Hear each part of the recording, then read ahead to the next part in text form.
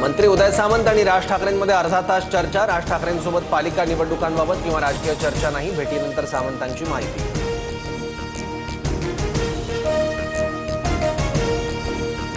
पाकिस्तानच्या दहशतवादी सैन्य ठिकाणांवरची कारवाई फक्त स्थगित। येणाऱ्या दिवसात पाकिस्तानच्या हालचालीवर लक्ष ठेवणार। पंतप्रधान मोदींची पाकिस्तानला शेवटची वॉर्निंग।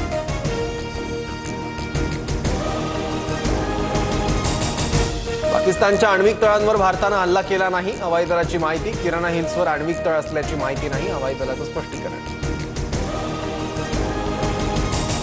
सिंधू जलकरार थांबवणं ऍक्ट ऑफ वॉर समजलं जाईल। सिंधू जलकरारावरून पाकचे मंत्री इशाक डार पुन्हा बरळले।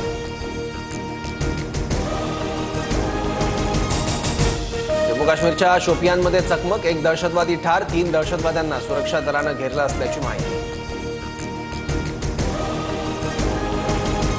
पहलगाम हल्ल्यात सहभागी असणाऱ्यांची माहिती देणाऱ्याला 20 लाखांचं बक्षीस। जम्मू काश्मीरमधील शोपियान जिल्ह्यात वॉन्टेडचे पोस्टर।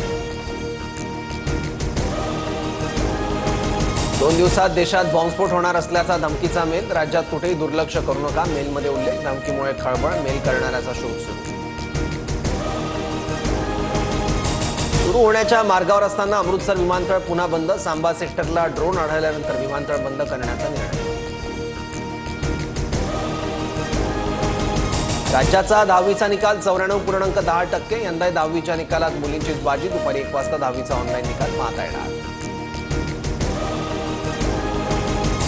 मुंबईत काही ठिकाणी पावसाला सुरुवात। मुंबईसह परिसरात 2 दिवस येलो अलर्ट। राज्यातील अनेक भागात पुढील 3 ते 4 दिवस वादळी वाऱ्यासह पावसाचा अंदाज।